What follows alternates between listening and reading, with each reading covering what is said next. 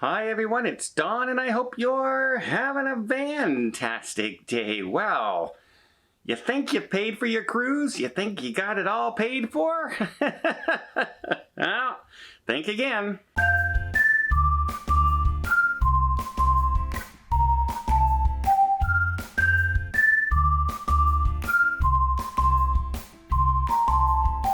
Everybody thinks that final payment's gone by, you've paid for your cruise, and now everything else you spend on your cruise is going to be optional.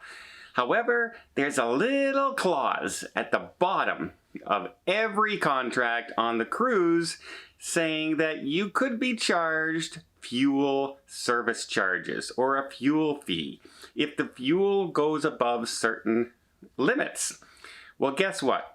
We are way above those limits already because of what's going on in the Ukraine, the shortages of fossil fuels in the United States, being that they are now running to Saudi Arabia and running to Venezuela to try and find more fuel with the embargo on Russian gas. It's only going to go higher and higher and higher. Remember, one of the first acts of the new president coming into power was to cancel a pipeline for fuel coming from Canada. So remember that as your prices are going up, because we could have just sent you some gas cheaper. But yeah, second thoughts, right? Second thoughts. So there we go. But yeah, there's a little clause that every single person, and each cruise line is different. One cruise line sets their limit at, say, $65 a gallon for fuel, or whatever the margin of fuel, and some set it at $70, etc. Well, it's now gone well above that. For instance, in Canada, we're up to $1.19 now, and that's not at the pump. That's the market price for oil, and our gas prices in Canada are approaching the United States equivalency of $8 a gallon in Canada. And we have all the fuel in the world, but we've canceled our own pipelines as well because of political scramblings back and forth and debates and things like that. So we're shooting our own selves in the foot as well. But the cruise lines, even if you've paid your cruise, could come to you and say, sorry, yeah, by the way, you owe us another $150 a person for fuel surcharge. And you cannot opt out of it. It's not an optional thing. They can insist you pay it before you get to your cruise. They can insist you pay it while you're on your cruise. You know how when you're leaving and you still owe money and they turn you around at the gangplank? That's one of the things they can turn you around at the gangplank for. So it's a very tumultuous time. Cruise lines so far have not introduced that, have not put in that extra tax. They're biting the bullet right now because, let's face it, they're still trying to get the majority of people to feel safe and comfortable coming back to cruising, coming back to a safer environment. They just got over the pandemic. They're lifting mask mandates. They're hoping to get rid of the testing some point.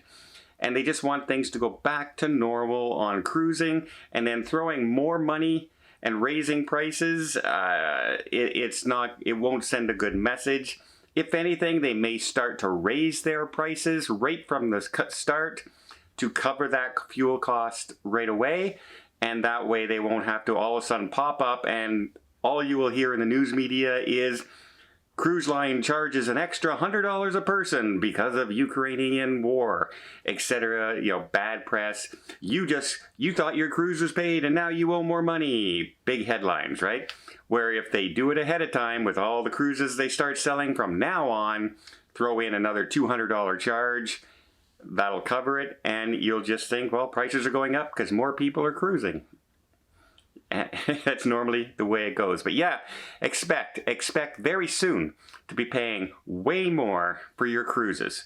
The day of the cheap cruise is soon on its way out. So if you have a chance, I would be booking your cruise as soon as possible. Okay, Another story, Norwegian Cruise Line is making a big change when it comes to their dining process. But before I get there, let me just invite you to hit that subscribe button if you haven't done so already.